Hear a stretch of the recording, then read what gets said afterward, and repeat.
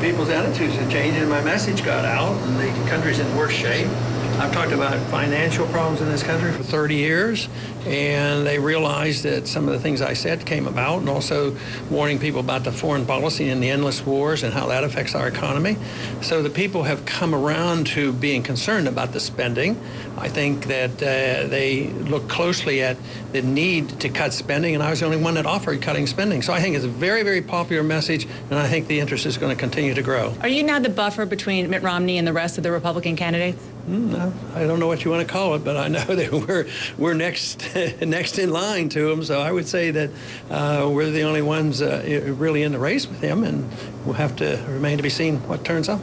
Now, you have said all along here in New Hampshire that you're going to see how well you do here, and that will determine how much money you think you can raise, and then how much further you can go and what your strategy will be. What does this kind of finish tell you about what that strategy could be?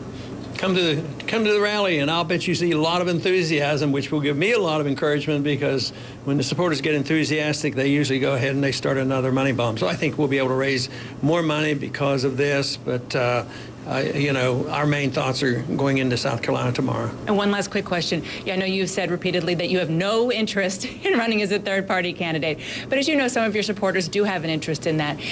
If we get down the road and it turns out that someone else is the nominee, will you encourage your supporters to get behind that Republican nominee? I think last time you asked, I said it was 138 times. This is 139. Same answer, same old answer. No, but specifically about your supporters. This is a little bit of a different question.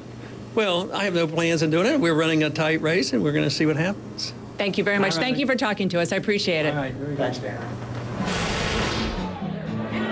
And I can tell you something else, Wolf, about his supporters. We are here with a room full of them. As you can imagine, they are extremely excited. There are people who have been working for a very long time for Ron Paul to bring him up from that 8% that he got 4 years ago to this point where he is right now. And he made very clear that he believes that this is now a two-man race, but there's a long way to go. Certainly is. Correct me if I'm wrong, Dana. Mostly young people behind you, right?